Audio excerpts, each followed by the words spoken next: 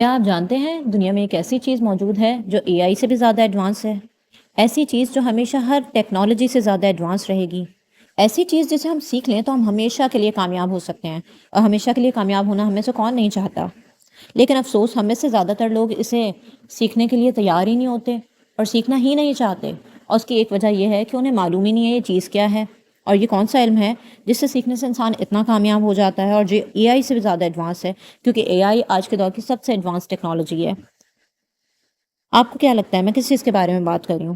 ذرا سوچئے کیا ہو سکتی ہے وہ چیز جو اے آئی، روبوٹکس اور تمام جدید سائنس سے بھی آگے ہے؟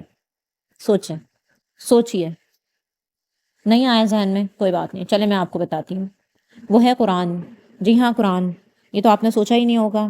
ہم سب دنیا کے مختلف مضامین سیکھنا چاہتے ہیں آج کے دور میں، خاص طور پر آرٹیفیشل انٹیلیجنس یعنی اے آئی، ہم سب جانتے ہیں ہر کوئی اسے سیکھنا چاہتا ہے، کیونکہ ہمیں یہ ڈر لگا رہتا ہے کہ مستقبل میں اے آئی انسانوں کو ریپلیس کر دے گا اور جابس ختم ہو جائیں گی۔ اس لیے ہم سمجھتے ہیں کہ اگر ہم اے آئی سیکھ لیں تو ہم کامیاب ہو جائیں گے، لیکن حقیقت یہ ہے کہ قرآن ایک ایسا علم ہے جو کہ قیامت تک سب سے زیادہ ایڈوانسڈ علم رہے گا۔ یہ وہ علم ہے جس سے سیکھے بغیر ہم نہ دنیا میں سکون پا سکتے ہیں اور نہ آخرت میں کامیاب ہو سکتے ہیں۔ تو پھر اب ضروری کیا ہے؟ ضروری یہ ہے کہ قرآن کا علم حاصل کریں، اس کے الفاظ کا علم بھی اور اس کے معنی کا علم بھی، اس کی تجوید کا علم بھی اور اس کی تفسیر کا علم بھی۔ تو آج ہم تجوید کو ڈسکس کریں گے۔ آج میں آپ کو بتاؤں گی کہ وہ کون سے یوٹیوب چینلز ہیں جہاں سے آپ جو ہے وہ قرآن کو بہترین طریقے سے پڑھنا سیکھ سکتے ہیں، یعنی اس کی تجوید سیکھ سکتے ہیں۔ کیونکہ اگر ہم قرآن کو صحیح تلفظ کے ساتھ نہیں پڑھتے تو الفاظ کے معنی بدل جاتے ہیں، جس طرح قوف اور کاف کے درمیان فرق ہے۔ اگر آپ قوف کو کاف پڑھ دیں تو پورا ہی جو مفہوم ہے اس لفظ کا وہ تبدیل ہو جائے گا، پورے معنی تبدیل ہو جائیں گے، اور یہ ایک حرام غلطی ہے، اور ایسا کرنے سے ہم حرام غلطی کے مرتکب ہو جاتے ہیں۔ ہم زندگی میں ہمیشہ حرام سے بچنے کی کوشش کرتے ہیں، لیکن قرآن کی تجوید کے دوران ہم یہ چیزیں بھول جاتے ہیں، اور اب ہم کوئی بہانہ بھی نہیں کر سکتے کہ ہم کیسے قرآن کو سیکھیں، کیونکہ سب کچھ اب ہمارے صرف ایک ہی کلک کے فاصلے پر ہے۔ ہم فیس بک کھولتے ہیں، ہم یوٹیوب کھولتے ہیں، ہر جگہ بہترین قاری موجود ہیں جو کہ آپ لوگوں کو بہترین انداز میں قرآن پڑھنا سکھا سکتے ہیں، لیکن کنفیوژن یہ ہوتی ہے کہ کون سے قاری کو ہم سلیکٹ کریں۔ تو اس لیے میں آپ کی وہ کنفیوژن دور کرنے کے لیے آپ کو یہ چینلز ریکمینڈ کر رہی ہوں۔ اب ہم یہ جانتے ہیں کہ ہم قرآن کو کیوں تجوید کے ساتھ پڑھیں۔ سب سے پہلی بات یہ ہے کہ اس کے معنی تبدیل نہ ہو جائیں، کہ اگر ہم غلط تلفظ کے ساتھ پڑھ رہے ہیں تو معنی میں تبدیلی کا امکان رہتا ہے، اور اس کے ساتھ ساتھ اللہ تعالیٰ قرآن میں فرماتے ہیں اور قرآن کو ٹھہر ٹھہر کر پڑھو، یعنی ترتیل کے ساتھ پڑھو۔ علماء کے نزدیک ترتیل کا مطلب ہے قرآن کو سکون، غور و فکر اور درست ادائیگی کے ساتھ پڑھنا، اور نبی کریم صلی اللہ علیہ وآلہ وسلم نے فرمایا اللہ تعالیٰ پسند فرماتے ہیں کہ قرآن جس طرح نازل ہوا ہے اسی طرح پڑھا جائے۔ تو سوچئے کیا ہم قرآن کو ویسے پڑھ رہے ہیں جیسے وہ نازل ہوا ہے؟ ہم دنیاوی تعلیم کو اصل تعلیم سمجھتے ہیں، مگر قرآن جو سب سے زیادہ ایڈوانس علم ہے اسے سیکھنے کے لیے وقت نہیں نکالتے۔ پہلا چینل جو ہے یہ ان لوگوں کے لیے ہے جن کے پاس تجوید کا تھوڑا بہت علم ہے۔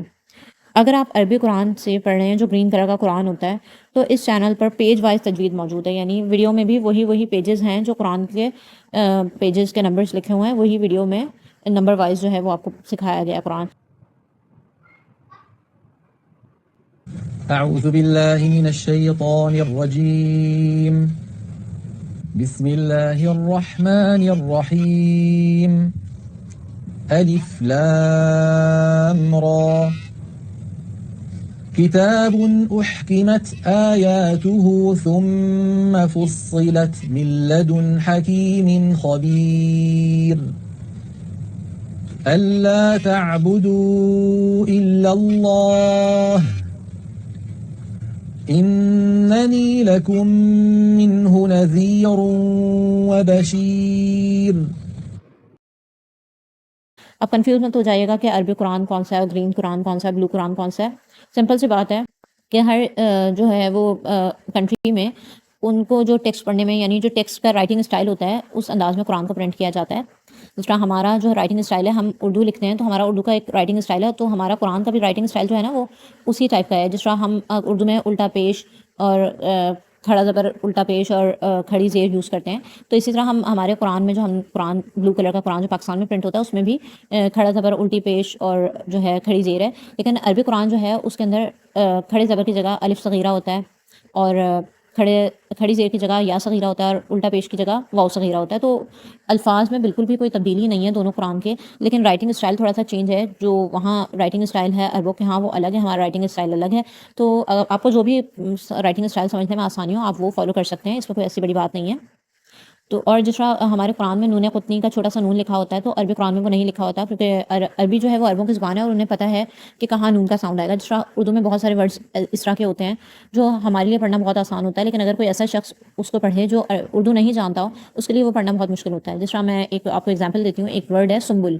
ہم اس کو پڑھتے ہیں سین میم بے لام، پڑھنے میں ہم ایسا پڑھتے ہیں، لیکن جب ہم اس کو لکھتے ہیں تو ہم لکھتے ہیں سین نون بے لام، لیکن ہمیں اس کی صحیح ادائیگی معلوم ہے تو اس لیے ہم اس میں چھوٹا میم ہمیں اوپر لکھنے کی ضرورت نہیں پڑتی. لیکن اگر کوئی ایسا شخص اس ورڈ کو پڑھے گا جو اردو نہیں جانتا ہوگا، وہ اس کو سنبل پڑھے گا، تو اس کے لیے ہمیں چھوٹا سا میم اوپر لکھنا پڑے گا. اسی طرح نون قطنی کا قاعدہ بھی ہے کہ عربوں کو پتہ ہے کہ کہاں نون کا ساؤنڈ آئے گا، تو اس لیے ان کے قرآن عربی قرآن میں جو ہے وہ نون قطنی موجود نہیں ہوتا. لیکن ہمیں نہیں پتہ کہ نون قطنی کا قاعدہ کہاں ہوتا ہے، تو ہمارے قرآن میں چھوٹا سا نون لکھا ہوتا ہے جہاں بھی نون قطنی کا قاعدہ ہو رہا ہوتا ہے.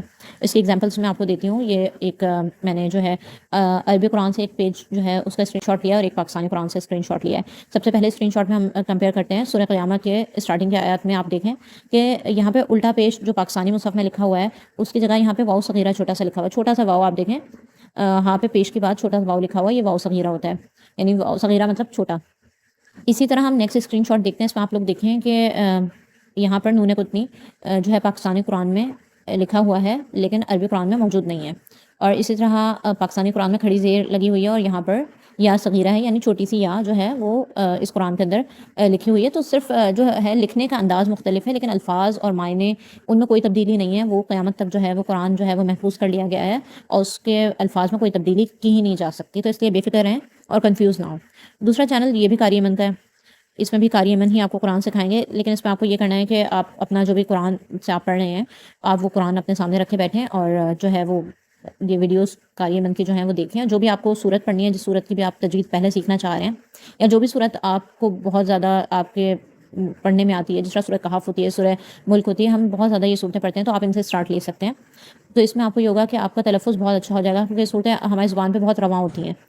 بسم اللہ الرحمن الرحیم الف لام میم ذلك الكتاب لا ريب فيه هدى للمتقين.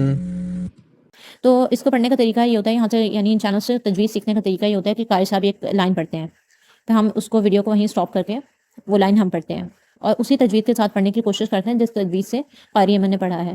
اور اس کے لیے پریکٹس بہت زیادہ ضروری ہے. جب میں نے قرآن سیکھا تھا تجوید سے پڑھنا تو میں ایک آیت کو 7 ٹائمز پڑھتی تھی، کیونکہ میری ٹیچرز مجھے یہ بتاتی تھی کہ آپ نے ایک آیت کو 7 ٹائمز قاری ایمن کے ساتھ پڑھنا ہے. یعنی قاری ایمن ایک آیت پڑھیں گے، پھر آپ وہ آیت پڑھیں گے، پھر آپ وہی آیت دوبارہ قاری ایمن سے سنیں گے اور پھر وہی آیت پڑھیں گے. اسی طرح یہ پروسیس 7 ٹائمز کریں گے. اور اس کا ڈیمو جو ہے میں آپ کو دیتی ہوں. یہ چھوٹا سا ایک کلپ ہے، اس میں آپ کو اس کا ڈیمو دیتی ہوں کہ کس طرح جو ہے وہ آپ قرآن کو قاری ایمن کے ساتھ پڑھیں گے. الف لام را الف لام را كتاب أحكمت آياته ثم فصلت من لدن حكيم خبير. کتاب احکمت آیاته ثم فصلت من لدن حکیم خبیر. اچھا، اب تیسرا چینل جو ہے یہ ان لوگوں کے لیے ہے جنہیں تجوید کا بالکل بھی علم نہیں ہے، یعنی انہیں یہ بھی نہیں پتا کہ مخارج کیا ہوتے ہیں، صفات کیا ہوتی ہیں. تو ان کے لیے یہ چینل بیسٹ ہے. اس میں جو ہے مخارج کے بارے میں بہت اچھی طریقے سے سمجھایا گیا. یعنی مخارج سے مراد یہ ہوتا ہے کہ حرف کے نکلنے کی جگہ کون سا حرف منہ اور حلق کے کون سے حصے سے ادا ہوگا. تو اس میں ایک ایک چیز کے بارے میں بتایا گیا ہے کہ کون سے الفاظ ہیں جو حلق سے ادا ہوتے ہیں، کون سے حروف ہیں جو حلق سے ادا ہوتے ہیں، اور کون سے حروف ہیں جس میں زبان کا استعمال ہوتا ہے، کون سے حروف ہیں جس میں تالو کا استعمال ہوتا ہے، اور کون سے حروف ہیں جس میں دانتوں کا استعمال ہوتا ہے. تو یہ جو ہے اس میں سارا ڈیٹیل کے ساتھ بتایا گیا ہے. جس طرح ہاں بچوں کو قرآن سکھایا جاتا ہے اس طرح سکھایا گیا ہے. تو اگر آپ بگنر ہیں تو آپ یہاں سے قرآن سیکھ سکتے ہیں، قرآن کا مطلب مخارج سیکھ سکتے ہیں. اس کے بعد آپ جو ہے وہ سوئچ کریں گے قاری ایمن پر اور وہاں سے آپ انشاءاللہ بہترین طریقے سے تجوید سیکھیں گے.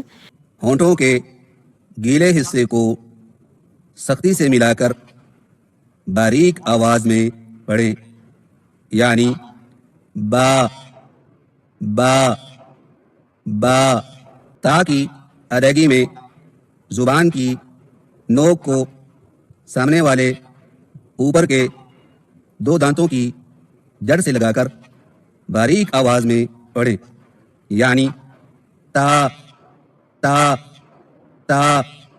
آئیے مشق کیجیے. اچھا ایک بات آپ کو یاد رکھنی ہے، چاہے آپ آن لائن قرآن سیکھ رہے ہیں، آپ کو استاد کی ضرورت جو ہے وہ ہمیشہ رہے گی، اور استاد کی ضرورت اس لیے ہوتی ہے تاکہ وہ ہماری غلطیوں کو نکال سکے، کیونکہ ہم جب تجوید پڑھ رہے ہوتے ہیں تو ہمیں نہیں پتہ ہوتا ہم کہاں کہاں غلطی کر رہے ہیں، تو وہ ہمارا جو ان غلطیوں کی نشاندہی ہے وہ استاد ہی کرے گا۔ تو اس کا بہترین طریقہ یہ ہے کہ آپ کسی قاری سے فزیکل کلاسز لیں اور پھر گھر آ کر آن لائن پریکٹس کریں ان چینلز کے تھرو جو میں نے آپ کو بتائے ہیں۔ امید ہے کہ یہ ویڈیو آپ کو پسند آئی ہوگی۔ اگر آپ یہ چاہتے ہیں کہ میں روزانہ ایک آیت، قرآن کی آیت اور ایک حدیث آپ کے ساتھ شیئر کروں تو کمنٹس میں ضرور مینشن کریں۔ میں آپ کے لیے ایک الگ سے پلے لسٹ بنا دوں گی جس میں روزانہ ایک آیت اور ایک حدیث ہوگی، تاکہ آپ 30 ڈیز میں 30 آیات اور 30 احادیث سیکھ سکیں اور ان پر عمل کر سکیں انشاءاللہ۔ اور چینل کو سبسکرائب کریں، ویڈیو کو لائک کریں اور ویڈیو کو زیادہ سے زیادہ شیئر کریں، تاکہ یہ ویڈیو جو ہے دوسروں تک پہنچے اور آپ کا بھی فائدہ ہو اور میرا بھی فائدہ ہو اور دوسرے لوگ بھی اس سے بہترین فائدہ اٹھا سکیں، اور یہ ویڈیو ہمارے لیے بہترین صدقہ جاریہ بنے۔ اگر آپ یہ چاہتے ہیں کہ میں آپ کے لیے اسی طرح کی مزید انفارمیٹیو ویڈیوز لاتی رہوں تو آپ مجھے کمنٹس میں مینشن کریں کہ کون سا ٹاپک ہے جس پہ آپ چاہتے ہیں کہ میں ویڈیو بناؤں۔ اور آخر میں صرف اتنا کہنا چاہوں گی کہ فلسطین میں موجود مظلوم لوگوں کے لیے آواز اٹھائیں، اور اسی طرح سودان میں موجود مظلوم لوگوں کے لیے آواز اٹھائیں، ان کے لیے ڈونیشنز بھیجیں، جہاں تک آپ سے ممکن ہو سکتا ہے ان کی مدد کریں، ان کے لیے دعائیں کریں، اور جہاں جہاں کہیں بھی دنیا میں ظلم ہو رہا ہے اس کا، کیونکہ یہ بھی ایک طرح کا جہاد ہے کہ آپ ان لوگوں کے لیے آواز اٹھا رہے ہیں، جہاں تک ممکن ہو سکتی ہے ان لوگوں کی مدد کریں، جہاں بھی کسی بھی انسان پر دنیا میں ظلم ہو رہا ہے اس کی مدد کرنے کی کوشش کریں، جتنا ممکن ہو سکتا ہے آپ سے اتنی آپ ان کی مدد کریں۔ اس طرح سودان، یمن اور فلسطین میں ہم دیکھتے ہیں کہ غذائی بحران بہت زیادہ ہے اور انہیں مالی امداد کی ضرورت ہے، تو اپنے ڈونیشنز وہاں بھیجیں۔ اگر آپ کنفیوز ہیں کہ آپ اپنے ڈونیشنز کس چینل کے تھرو بھیجیں یا کون سے آرگنائزیشنز ہیں جو آتھینٹک ہیں جو وہاں تک آپ کے ڈونیشنز پہنچا دیں گی، تو میں آپ کے ساتھ لنک شیئر کر رہی ہوں، تو اس چینل کے تھرو جو ہے آپ اپنی ڈونیشنز ان کنٹریز تک پہنچا سکتے ہیں۔ ان لوگوں کو اپنی دعاؤں میں یاد رکھیں، ان کے لیے آواز بلند کریں اور جہاں تک ممکن ہو سکتا ہے ان کی مدد کریں۔ اچھا مجھے اجازت دیجیے، ملتے ہیں نیکسٹ ویڈیو میں۔ اللہ حافظ۔